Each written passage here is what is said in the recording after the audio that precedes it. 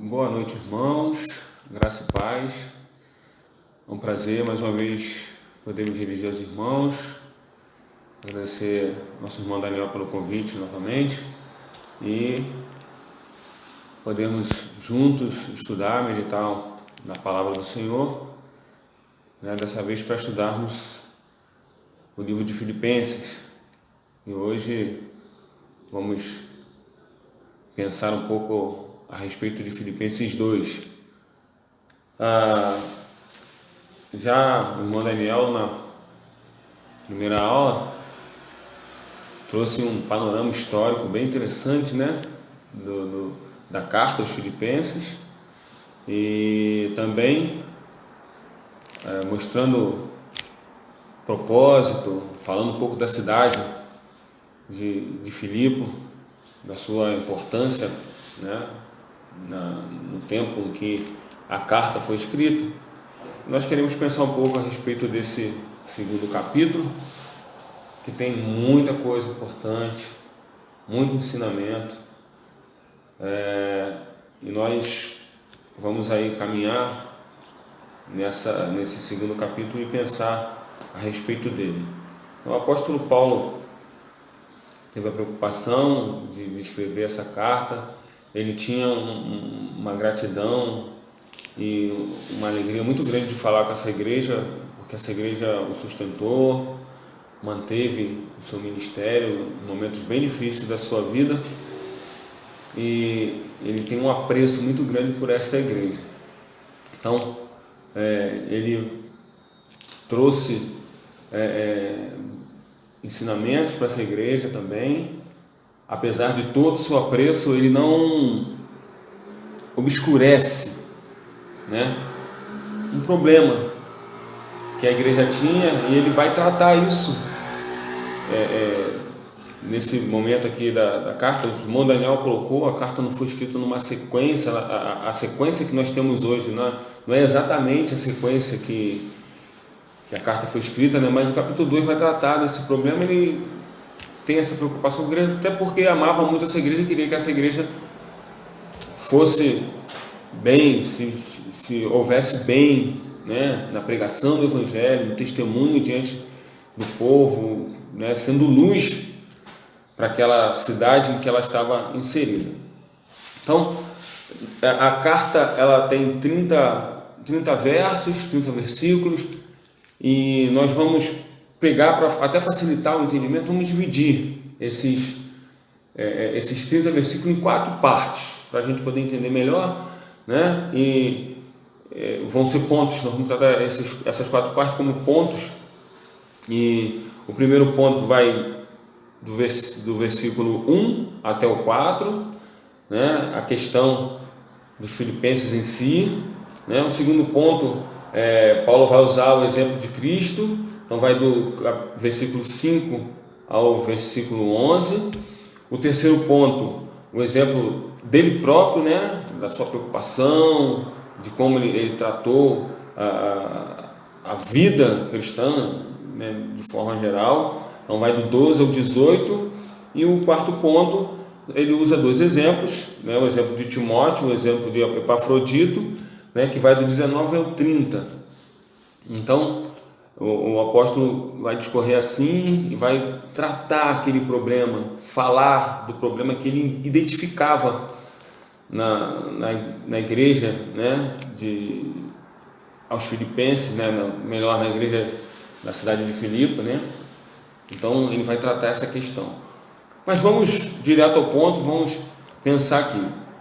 Primeiro ponto, como eu disse, de 1 a 4, vamos ler aqui o texto. E diz: portanto, se há algum conforto em Cristo, se há alguma consolação de amor, se há alguma comunhão no Espírito, se há alguns entranháveis afetos e compaixões, completai o meu gozo, para que sintais o mesmo, tendo o mesmo amor, o mesmo ânimo, sentindo uma mesma coisa. Nada façais por contenda ou por vanglória, mas por humildade, cada um considere os outros superiores a si mesmo. Não atente cada um para o que é propriamente seu, mas cada qual para o que é dos outros. Então, o texto aqui já começa a dar trazer uma luz, né, para aquilo que nós chamamos de um problema, que Paulo não obscurece, que ele via e identificou na igreja em Filipe, né? Então, os crentes ali, Paulo está escrevendo para aqueles crentes porque ele percebe que está tendo alguma coisa, algum problema, uma dificuldade no relacionamento, e você vai até poder identificar e ter certeza disso quando você vai lá no capítulo 4, né? no capítulo 4, no verso 2, ele vai se dirigir a duas mulheres especificamente, vai dizer assim: rogo a Evódia e rogo a Síntique que sintam o mesmo no Senhor.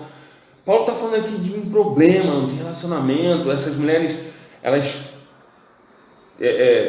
algum desentendimento, alguma questão que havia entre elas, elas até não se falavam. Então Paulo pede que elas tenham o mesmo sentimento, que elas percebam que precisam mudar a sua atitude, né? Mas aqui Paulo vai colocar da seguinte forma: portanto, se há algum conforto. Aí ele vai ter aqui algumas conjunções, né, condicionais, se, mas na verdade a gente vai traduzir o verbo aqui, né, ele vai nos levar, né, o original, ele vai nos levar não para uma condicional, mas sim ele vai nos conduzir para um outro termo, que na verdade é uma vez que há um conforto em Cristo, uma vez que há consolação de amor, há comunhão no Espírito, né? E uma vez que há entranháveis afetos e compaixões, completem o meu gozo, para que sintais o mesmo, tendo o mesmo amor, o mesmo ânimo, sentindo uma mesma coisa. Ou seja, vocês têm tudo isso, vocês têm o gozo de Cristo, vocês têm conforto em Cristo, vocês têm consolação de amor, entranháveis compaixões. Por que essa briga? Por que todo esse problema? Por que tanta dificuldade? Por que um preocupado com o que é próprio? Por que tanto egoísmo, tanto egocentrismo? Vocês têm tudo isso em Cristo, toda essa beleza, esse cuidado de Cristo com vocês. Por que pensar somente em si? Por que tanta discussão? Por que tanta querela, tanta questão? Né? Paulo identifica que eles estavam com um problema na comunhão, eles não estavam se entendendo, estava cada um preocupado com a sua própria, com o que era seu próprio, com o que era com a individualidade, né? Em fazer as coisas por si só. Então Paulo chama a atenção deles: olha, vocês têm tudo isso, completem o gozo, entendam que vocês não precisam viver em brigas, em confusões, mas precisam ter um sentimento bom, amor um pelo outro, carinho, cuidado, não é? Não façam nada por contenda para ofender o outro, para agredir o outro, para dizer que você é melhor, ou que você tem mais, ou que ele é menos que você, mas e nem por vanglória, ou seja, por uma glória que é passageira, que é efêmera, que passa, que acaba, para se exaltar, para ser melhor que o outro, mas por humildade, e cada um considere o outro superior, ou seja, cuide do outro, pense que o outro é melhor, que o outro tem mais, que o outro pode te ajudar, pode te ensinar, pode caminhar com você, né? Não pense que você é melhor que o outro, não. Tem um espírito humilde, né? Não atente cada um para o que é seu. É uma relação meio que de casamento, né? A gente precisa cuidar da esposa, a esposa precisa cuidar do marido, ter essa parceria de querer o melhor para o outro, de se preocupar com a felicidade do outro, com o bem-estar do outro, e o outro, o meu bem-estar, e assim a gente vai ser feliz. Paulo está preocupado com isso. Vocês têm tudo, Cristo já os salvou, Cristo já entregou a vida por vocês. Cristo está com vocês, Ele cuida de vocês, tem tido misericórdia, tem tido compaixão, tem derramado graça. Para quê? Viver em dissoluções, em confusões, em questões. Um termo muito engraçado que um pastor amigo usa, em quisilas, em celeumas, o tempo todo um querendo ser melhor que o outro. Vivam para o bem do outro. Vivam para o bem do outro. E então ele continua, né, nessa pegada. Paulo continua, e agora ele vai meio que até apelar, se é que pode chamar isso de apelar. Ele vai agora chamar a atenção deles para o maior exemplo que um filho de Deus pode ter, que é o exemplo do unigênito Filho de Deus, por quem nós fomos salvos, resgatados, libertos, justificados, né? Então ele vai usar esse exemplo, ele vai chamar a atenção a partir do versículo 5. Paulo vai começar a discorrer com eles a respeito de Cristo, mostrar para eles como Cristo viveu, né? Então vamos ao texto. Ele diz: de sorte que haja em vós o mesmo sentimento que houve também em Cristo Jesus. Olha o que Paulo está dizendo para eles: vocês precisam observar a Cristo, vocês precisam prestar atenção em Cristo e ter o mesmo sentimento que houve nele. Vocês não estão se espelhando no Senhor, no Cristo, naquele que tem o maior exemplo. E qual foi esse exemplo, né? Que, sendo em forma de Deus, não teve por usurpação ser igual a Deus. Não roubou, não quis roubar, não quis se manter, né? Ele abriu mão, sendo ele Deus, ele abriu mão de ser Deus. Não teve por precioso ser Deus, mas se humilhou, mas aniquilou-se, versículo 7, a si mesmo, tomando a forma de servo, fazendo-se semelhante aos homens, e achado na forma de homem, humilhou-se a si mesmo, sendo obediente até a morte, e morte de cruz.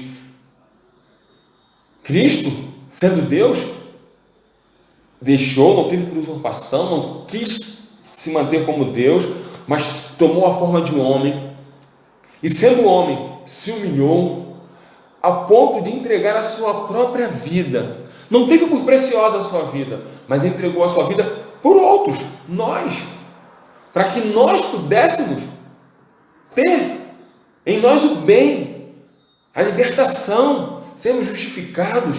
Ele se humilhou, foi obediente ao Pai, amando a criação, e ele se humilhou até a morte, se entregando. Olha que exemplo maravilhoso. Não teve por precioso a sua vida, não se preocupou com o que era seu próprio, que era ser Deus,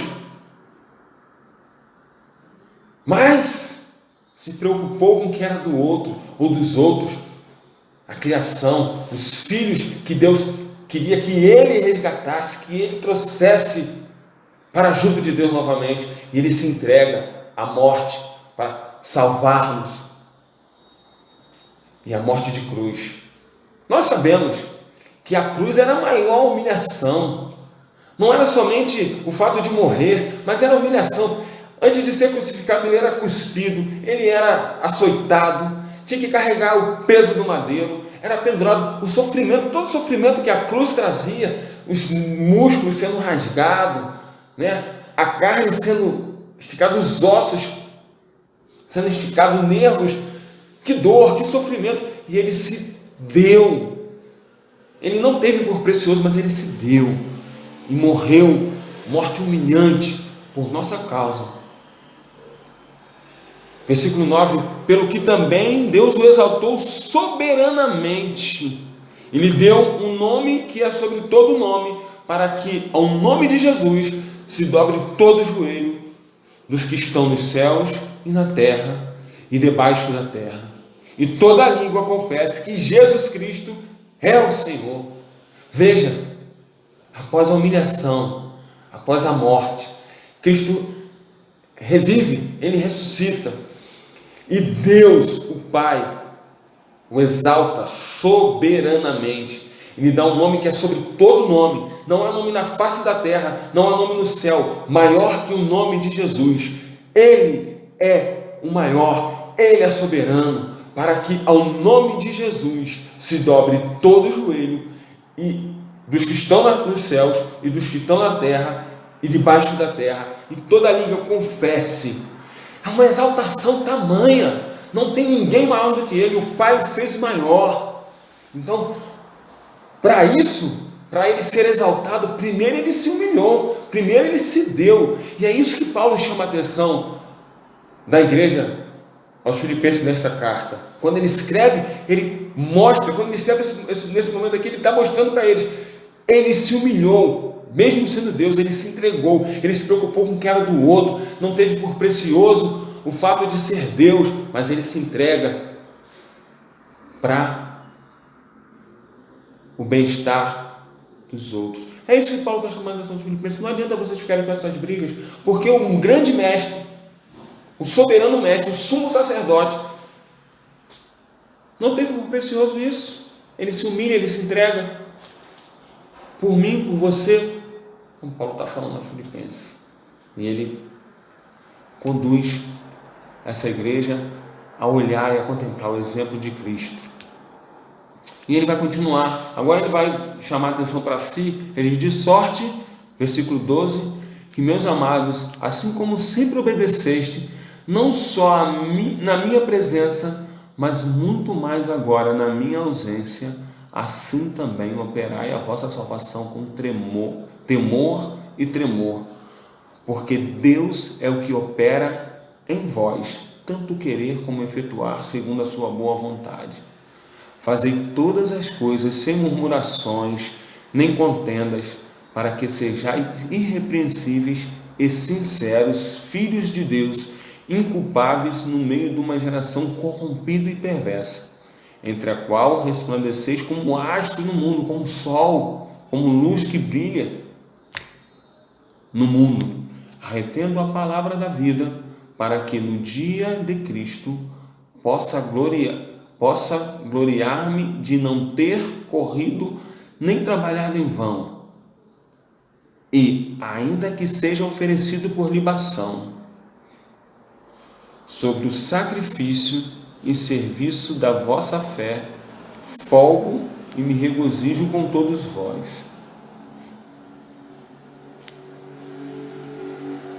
E vós também regozijai-vos e alegrai-vos comigo por si mesmo. Paulo está chamando a atenção agora deles, queridos irmãos, a partir do versículo 12, porque Paulo conhecia o coração daqueles irmãos. Paulo sabia o quanto eles eram obedientes. E Paulo diz que não é só na presença, não é só diante dele, mas também na ausência. Paulo apela para a sua autoridade. Eu estou falando com vocês porque eu tenho pregado, eu tenho ensinado vocês, eu sei que vocês têm me obedecido e que vocês reconhecem a minha autoridade.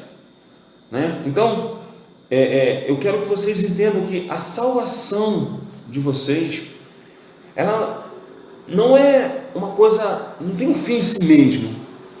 Vocês não foram salvos e acabou, agora vamos viver de qualquer maneira. Não, a salvação era para ser operada, era para ser trabalhada dia a dia.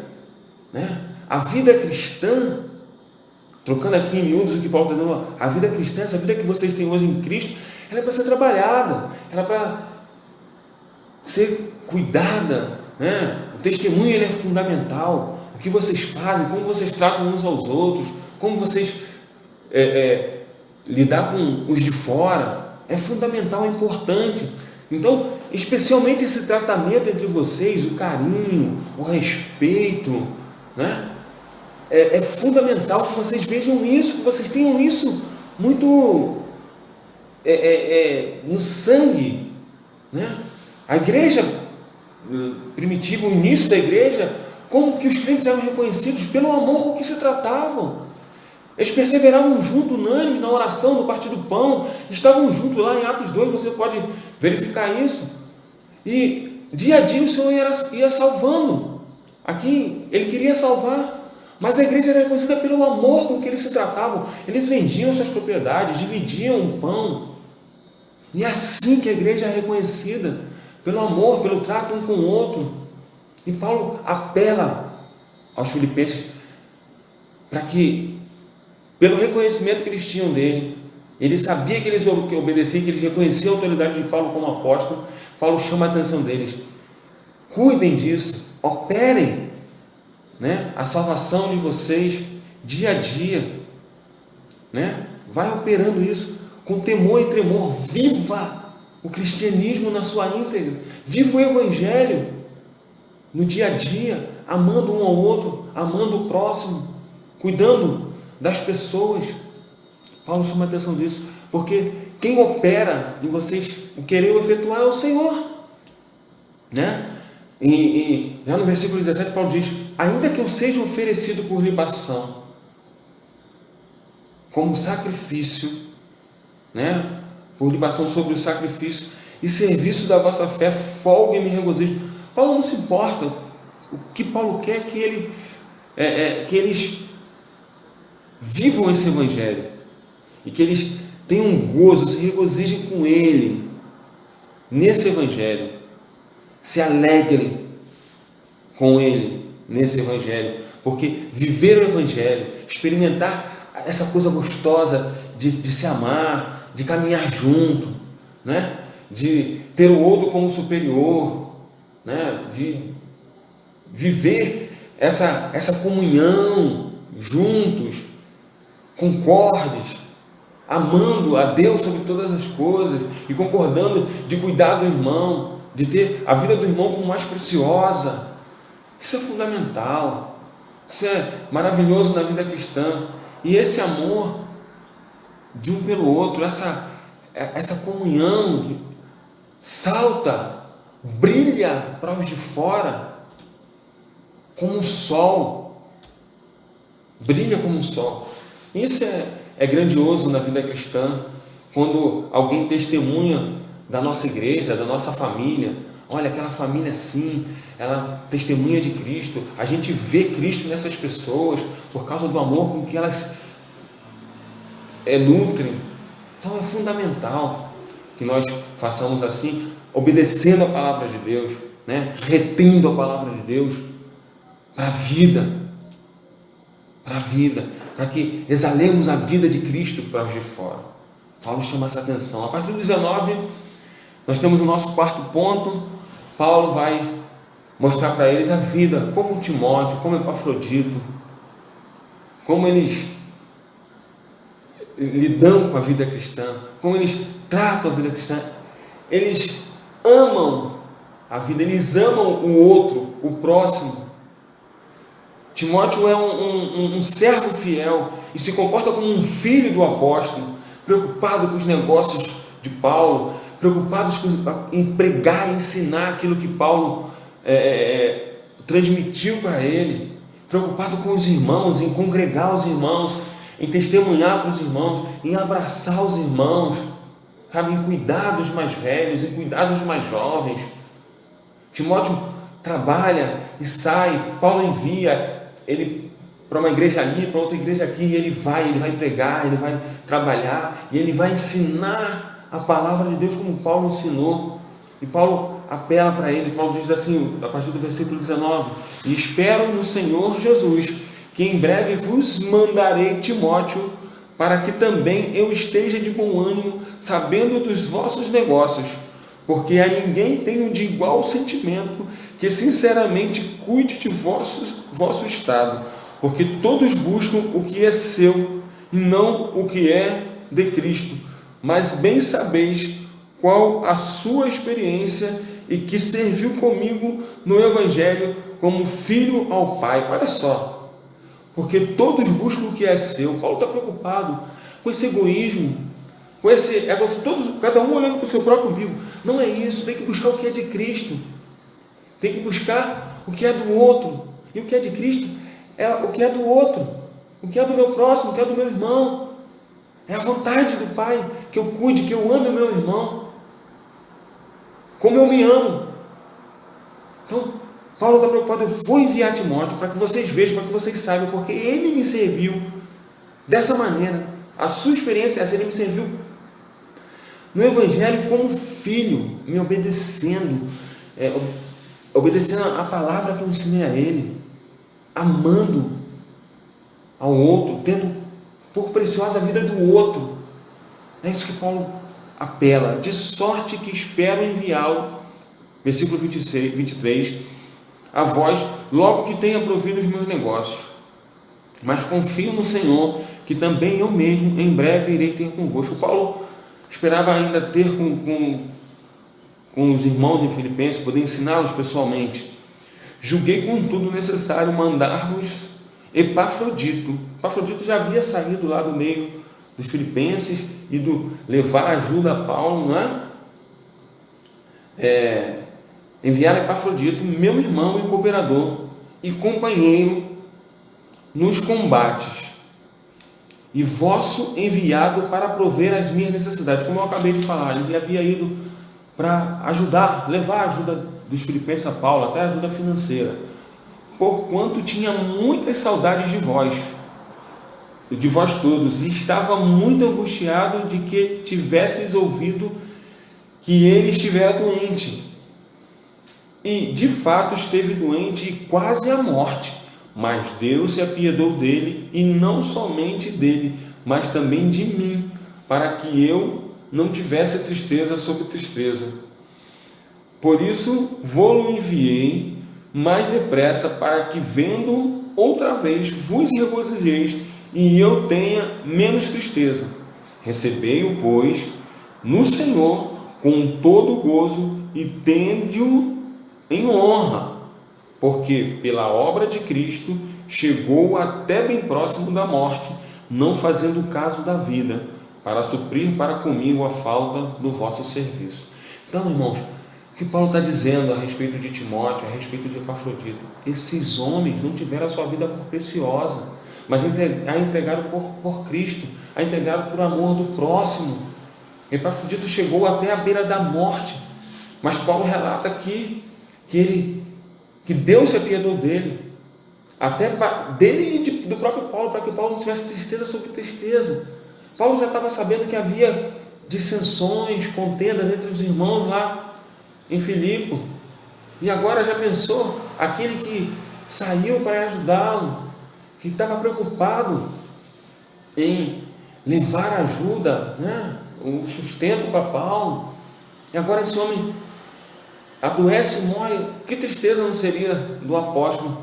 Então ele diz, eu enviei para Epafrodito mais rápido, porque ele saiu de vocês para me ajudar, e eu sei que vê-lo ia trazer alegria para vocês, e que ele, enxergando a vocês, iria conduzir vocês a esse ensinamento que eu tenho escrito aqui agora, que é o do amor ao próximo, de cuidar um do outro, de ter o outro em superioridade, em nutrir em vocês mesmos o sentimento de humildade e de se humilhar e de se preocupar com o próximo, de buscar a felicidade e o bem-estar do outro, do irmão, de estar em comunhão, que alegra o coração do Pai. A comunhão dos santos alegra o coração do Pai.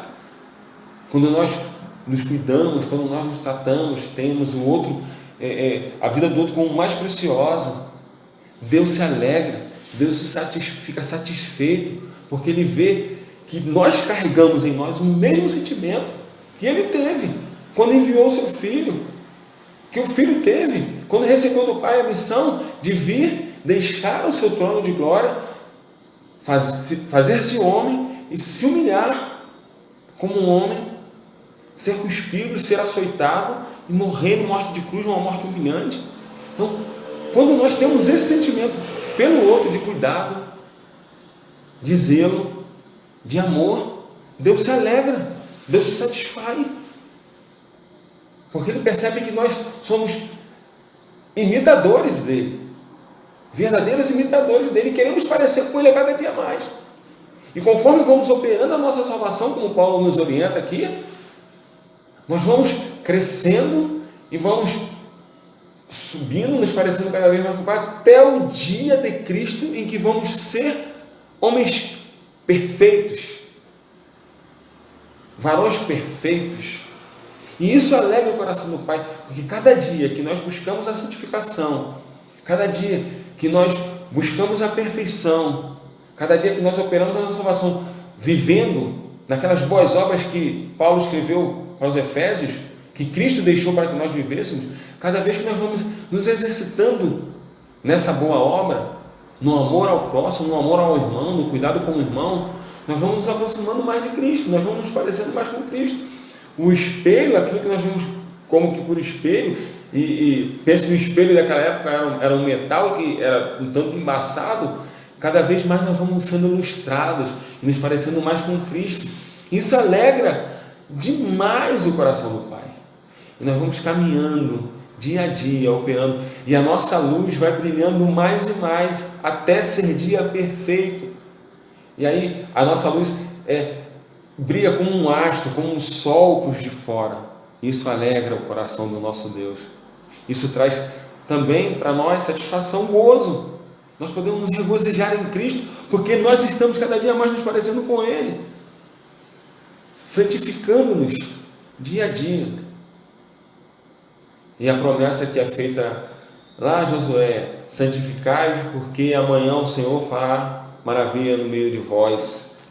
E quanto mais nós vamos amando o próximo, quanto mais nós vamos praticando o bem e tendo por mais preciosa a vida do nosso irmão, nós vamos cuidando um do outro, mais nós vamos nos aperfeiçoando. Quanto mais nós observamos a palavra de Deus, amamos a palavra de Deus, amamos o Evangelho, mais nos aproximamos de Deus, mais nos parecemos com Cristo, menos o espelho é embaçado, mais nítida a nossa imagem se torna e mais perto nós chegamos do nosso Senhor.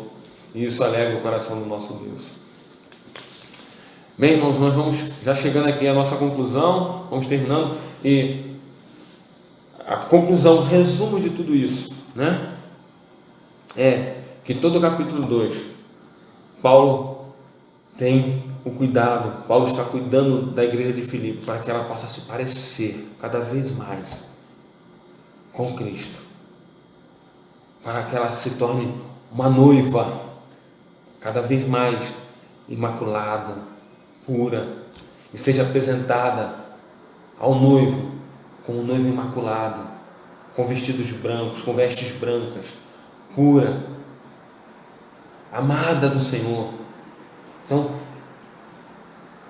Paulo orienta que operemos a nossa salvação. Então, que a igreja ela vá crescendo, que ela vá se desenvolvendo, que ela vá se exercitando no Evangelho, se exercitando no amor cristão, amando um ao outro. O Evangelho vá sendo aperfeiçoado em nós. E a nossa vida, ela, a cada dia, ela vai ganhando brilho, até sermos um dia perfeito. Então Paulo chama a atenção deles para que eles estejam atentos à necessidade de comunhão, como eu já até me referi, tal qual um casamento, onde o marido ama a sua esposa e se preocupa em adorná-la, em cuidar, ao ponto de dar a sua própria vida por causa dela. E a esposa se submete e cuida do marido, e a ajudadora idônea está preocupada em cuidar dele, em mantê-lo firme, em ajudá-lo na condução da casa, na criação dos filhos.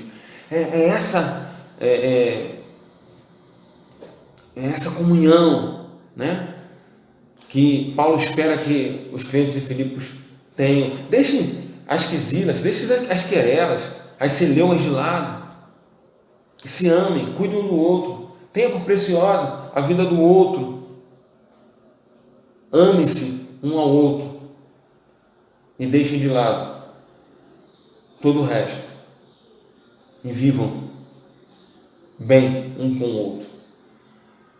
Espero ter ajudado os irmãos. É uma carta maravilhosa, essa parte aqui, né?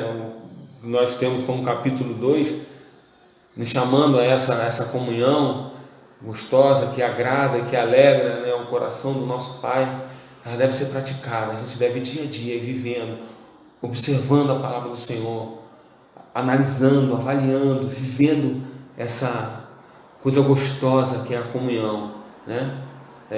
A comunhão ela é aquilo que traz alegria, né? Quando nós chegamos, né, diante do irmão, olhamos aquele irmão e vemos Cristo naquele irmão, isso traz prazer, traz alegria. Assim deve viver o povo de Deus, na comunhão, tendo por preciosa a vida do outro, na humildade, copiando a Cristo, tendo por preciosa a vida do outro. Que Deus nos abençoe, que Deus nos guarde. Eu verdadeiramente, sinceramente, espero ter ajudado os irmãos, ter contribuído, né, mais um pouco para o crescimento e conhecimento de cada irmão. Deus nos abençoe, nos guarde e nos sustente todos os dias. Fiquem com Deus e um forte abraço. Até um dia.